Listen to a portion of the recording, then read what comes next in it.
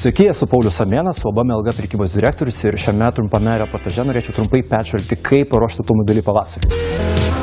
Per žiemą automobilis patiria didžiulį stresą, tai yra jis yra įtakojamas permainingų oro sąlygų, tai yra šilto, karšto oro, druskų, įvairiausios chemijos ir panašių dalykų.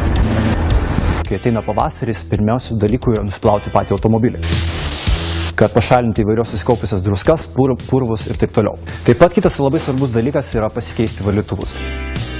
Pagal visus didžiausius valytuvų gamintojus yra rekomenduotina valytuvus keistis 2 kartus į metus. Tai yra prieš žiemos sezoną ir prieš pavasarinį sezoną.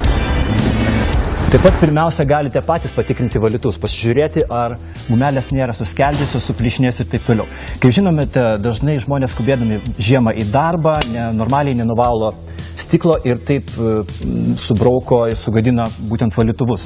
Tas yra labai svarbu, ypač kai Lietuvoje lietus lyja, norime, kad būtų langai nuvalyti labai gerai. Būtinai pasitikrinkite variklio įvairius skysčius.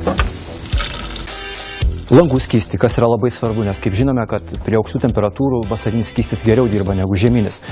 Tada būtinai pasižiūrėkite vairo stiprintuvo skystį. Pasitikrinkite tepalo lygį paprastai.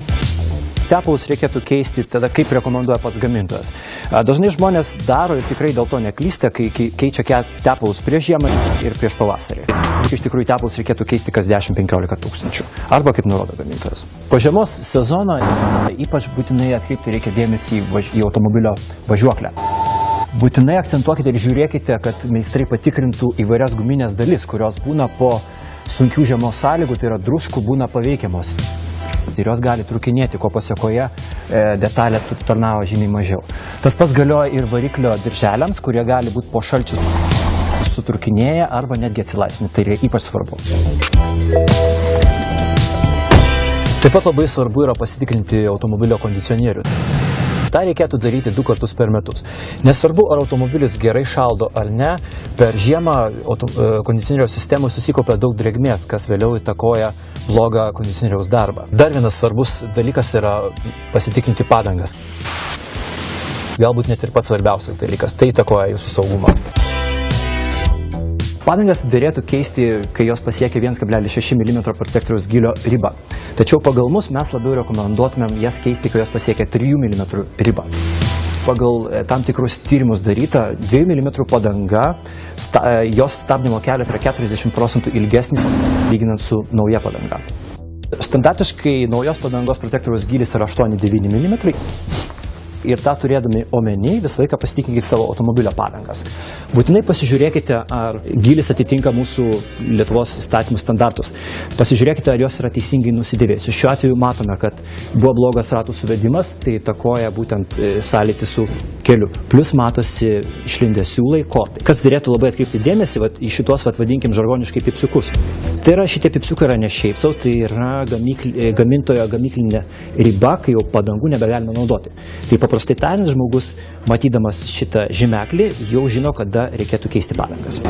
Atkreipkite dėmesį, perkant padangas, kad jos nebūtų senesnių negu 3 metų senumo. Senos padangos, daugesnės negu 3 metų, jos kietėja, jos rūgštėja. Kas įtakoja sąlytį su keliu? Seno modelio nusipirkimo rizika.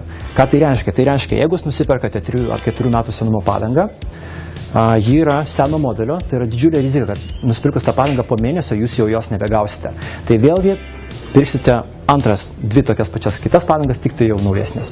To, kas būna nenurodyta etiketėje, tai yra važiavimo stabilumas, nenurodyta, valdymas, nenurodytas, stabdymas ant sauso kelio, nenurodytas, tiesos krypties akvaplaningas, taip pat nenurodytas, šoninis akvaplaningas, nenurodytas, valdymas, nenurodytas, sukibimas posūkio, taip pat nenurodytas. Na ir vėlgi tas triukšmingumas yra labai tokia jau kebli sąvoka, ką tas triukšmingumas reiškia. Kaip padanga elgiasi prie didelio greičio, kaip jinai dėvisi ir taip toliau.